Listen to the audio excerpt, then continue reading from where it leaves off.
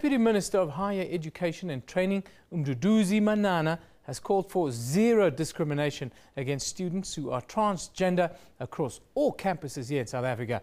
The Deputy Minister has stressed a strong push to bring transgender populations into the fold of protection and risk reduction in relation to their sexual health and psychological and overall wellness. However, in many South African societies, sex transition is seen as uncommon, and a number of people have found themselves rejected by even their own families. As a result, according to some studies, 1 in 9 transgender people commit suicide. Organizations like Gender Dynamix seek to erase the stereotypes of a number of communities about transgender people, which sometimes lead to violence, rejection, and even discrimination against them. Now, today in Cape Town, we are joined by the Regional Programs Coordinator from Gender Dynamix, Tshepo Ricki Kgositau. A very good morning to you. How are you? Good morning, how are you? I'm good. Ricki, if I may call you that, please explain to us the issue transgender. How is it different from being gay or lesbian? Okay, essentially your sexual orientation, which ideally we categorize people into being gay, lesbian, heterosexual, or commonly known as straight, or even bisexual, denotes that this is something that relates to who you are attracted to, either sexually, romantically, emotionally, religiously, or however way you're attracted to them. Whereas your gender identity, which is where transgender persons come in, speaks to who you see yourself as and where you categorize yourself as in terms of the understandings of man and woman, of female and male, in terms of how you identify yourself, how you see yourself. So the two essentially speak to two different components of a person.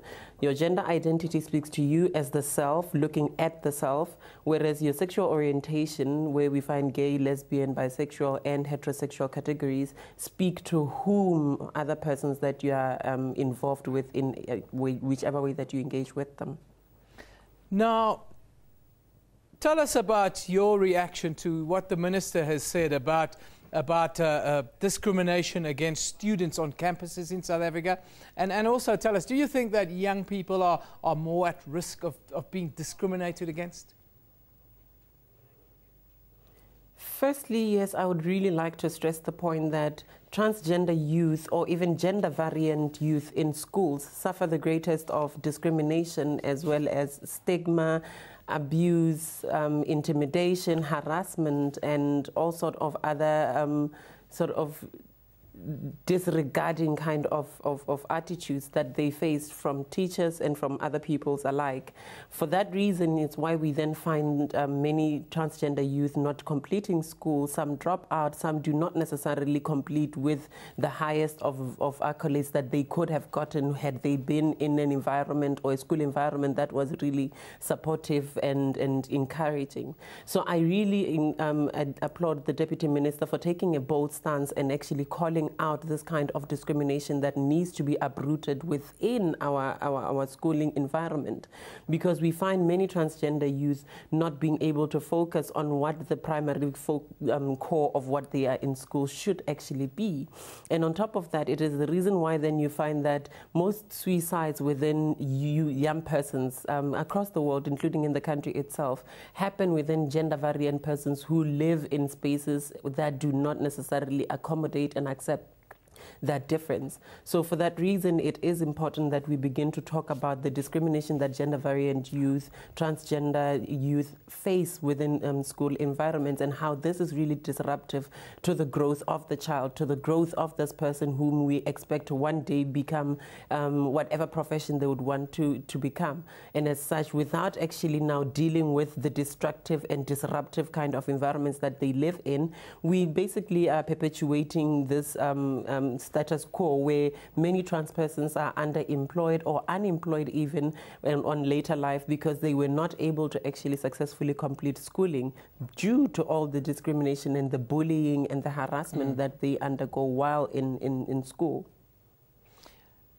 You know, there was a recent high-profile case in the media, of course, Bruce Jenner, who's now Caitlyn Jenner, And tell us about the transition and how do organizations like yourself help people, especially young people here in South Africa, with that must be a very daunting transition?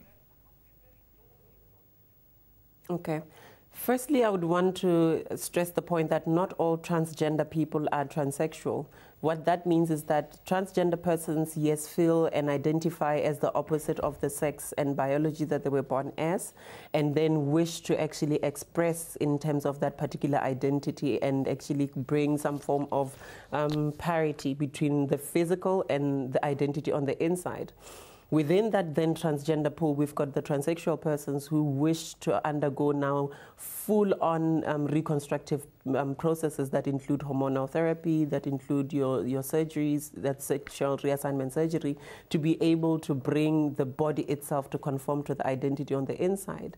So at this point in time, how the country or how the system even operates within South Africa is that one person wishing to undergo the sexual reassignment needs to undergo psychotherapy as part of psychosocial support to ensure that the person is prepared and ready enough for all the changes that would then follow, of which from then that's where one may choose to go two routes. Either you go through hormonal therapy first, which would include then taking cross-sex hormonal therapy to be able to have the kind of physique that the person is really feels that they should be in.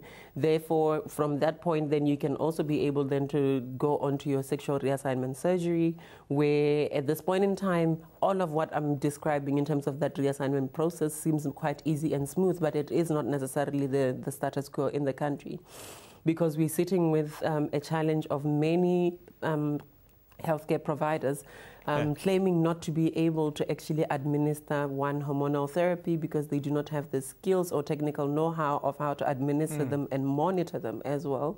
And we're also sitting with the problem of having many hospitals around the country, tertiary hospitals, that are unable to actually administer the surgical reassignment surgeries under the claim that there isn't enough theatre time for these surgeries, for reasons that the priority, according to the medical fraternity at this point in time, is on life-threatening procedures, of which then the consideration is that sexual reassignment surgery is not a life-threatening procedure, and as such is not a life-threatening condition per se, such that the surgery is not necessarily such medically warranted at that point, and which is a problem as well. As an organization, we have a problem with that, for reasons that, as you were also alluding earlier, many transgender persons have attempted suicide. Yes. Many trans persons have even left us because they ended up actually committing suicide. So this is in fact a matter of life and death if you consider the strain and the kind of duress that